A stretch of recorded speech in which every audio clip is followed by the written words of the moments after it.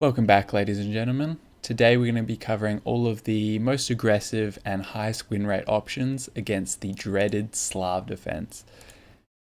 Now, for a long time as a Catalan ready English kind of player, the blocking of this diagonal has been a problem for me, which is why I've developed these openings to really take the soul of any filthy little semi-Slav player out there. From here, the most flexible option is knight f3, and whenever black plays knight f6, we mirror with the opposite knight. Let's just put them in. This is the starting position of the Slav defense, and black has 4 options for how they develop, which we're going to cover in detail. Now, the main line, which is probably the least ambitious option for black, is to play e6, blocking in their light square bishop. Here we're going to be going for an aggressive version of the closed Catalan with a very early e4 break, and once everything opens up, there are some very sneaky tactical motifs. Now, probably the most natural 2 moves is to develop the bishop to one of these squares outside the pawn chain before playing e6. Now, both of these moves are very common and very bad because of a series of very spicy tactics which punish black's undeveloped king and the weak b7 square. In the lines with bishop f4, a lot of the top engine moves are to send it right back or just lose a pawn. That's how dangerous it is. Now, finally, the 4th most common move, and not a bad one honestly, is to take this free pawn. Now, if you have any experience with Queen's Gambit or Catalan, right, you know that this is not really a gambit. We're going to win this back, and when we do, you'll notice that we have 2 central pawns against 1, which is a positional advantage, and black will most likely be struggling for space. So here we start with an important move a4, just preventing b5. We don't want black to try and hold on to an extra pawn. Now, our goal in the next few moves is to play e4, bishop takes c4. For example, if they play e6, we can take the center. Careful not to blunder our pawn. After bishop g5, we're already threatening to win a piece. We have the whole center and we can take this pawn when we want.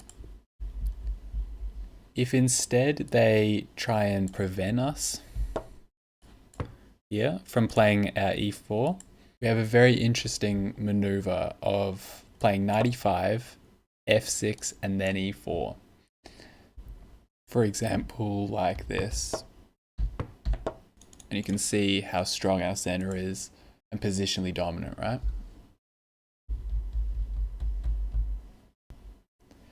Alrighty, let's have some fun. Bishop f5 is probably the most natural move. You can imagine if black is able to play e6, bishop e7, castle, they've equalized. They've got a reverse London, beautiful pawn chain, and they've got their bishop outside of it, which is something that Slav players, similar to French players, rarely ever get. And there's a good reason for it. After takes queen b3, black is under a lot of serious pressure. There are a few ways in which they can hold on to these 2 pawns. Actually, the most common move in the database is queen b6. After takes, they trade down into a pawn down endgame, which I'm very happy to be playing this as white. Only white can win, and you got a pass pawn, no problems whatsoever. Another option black can consider is b6. Here we get into the real spice. A very important move to remember is e4. Why e4? We're opening our bishop and staring at this king who is very weak and has no way to castle in the next few moves. So that's why we can give up some material now. After takes, we threaten checkmate and give this nasty check on b5. The only move is to block with the knight, and here we go on a devastating attack, starting with g4.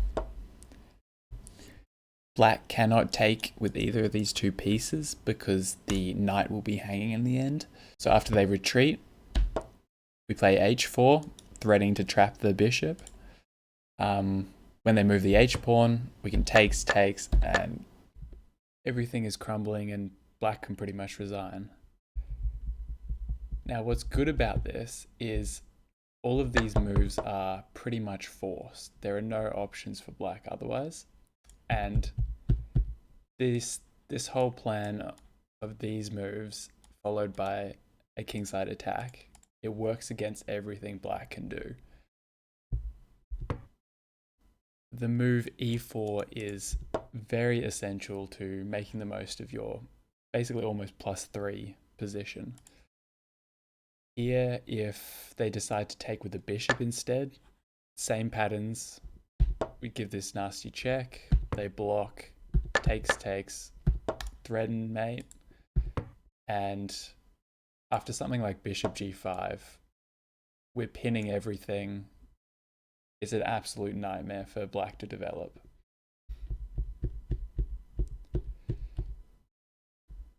Now, another way black can try and defend is queen d7, just protecting both these pawns.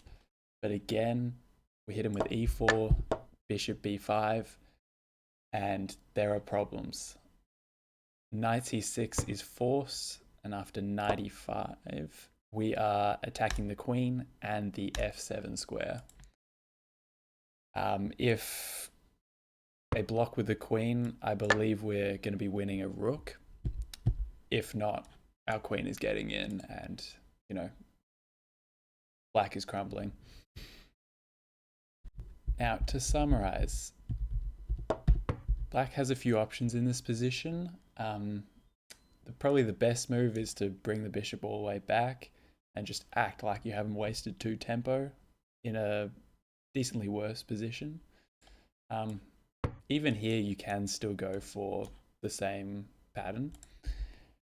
The second best move is probably queen b6, just giving up a clean pawn, but it's going to be a worse endgame.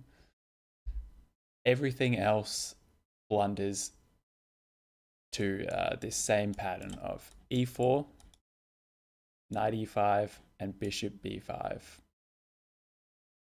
And if they manage to hold everything together, then you go on a kingside attack. Alrighty, let's get on to bishop g4.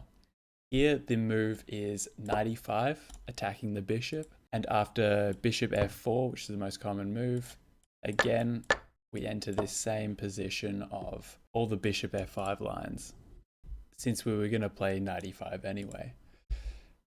If they choose to go to h5, I even recommend going f3 and g5, g4, h4, and just entering this position, because bishop g4 is a really bad move and we need to punish it. Black's king is still in the center, development is severely lacking. That's why we can get away with this sort of aggressive pawn play. If instead he plays e6, we take on d5. No matter which direction they take, then we take the bishop and play e4, attacking the knight. After it retreats, we push, and again we're going to have a very nice position where if they have a castle short, we can castle, play f4, f5, queen c2. Very dangerous position where we have all the space in the center. And same thing, takes, e4, knight is forced back, e5, all these ideas against the king. Alrighty, let's get on to the main line, e6, where black creates this very, very solid pawn triangle and accepts they're going to have a problem light square bishop that they're going to try and develop later on in the game. Here, I like to transpose into the closed Catalan. I think there's more danger, more opportunities for white, because this setup is just really hard to break in the semi-Slav. After g3, and we develop naturally, this is the starting position of the closed Catalan. If they ever try and open it, we play knight e5, attacking the pawn, and because of our bishop, there's no way to protect the pawn. So after we take back, play e4, we just got a great position with two central pawns. So after something like knight d7, just developing, we play this move knight d2, preparing e4. And basically, regardless of what black does, we're going to be able to do this plan of knight d2, e4. So most common would be b6, just trying to develop their bishop. The e4 takes, takes. We have opened the board and have a positional advantage. After bishop b7, black's main pawn break is going to be c5. And here we develop our queen. And after c5, we can actually play d5, which looks like it's hanging a pawn. But after takes, play rook d1. If they retreat, we utilize both our bishop and our queen. Play the move knight g5, threatening mate and attacking the hanging bishop, which is why after rook d1, the only move not to lose immediately, everything else is +2 or +3. The only move is bishop e6. It's a pretty tough move to see. And we follow up with moves like bishop f4, bring the knight in, queen, pawns. We've got all the activity and compensation, more than enough compensation for the pawn. And if they take, this is a pretty nasty fork. So if they choose not to play c5 into these lines, something like knight f6, we're just going to develop like this or like this and just put pressure on the diagonals. We're going to be preventing black from playing c5 and in many lines playing c5 ourselves. For example, after rook d1 takes,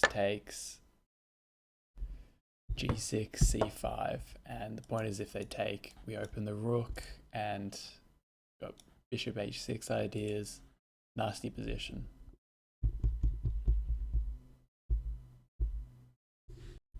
If they decide not to take our pawn on e4, which is the main move, they just develop normally.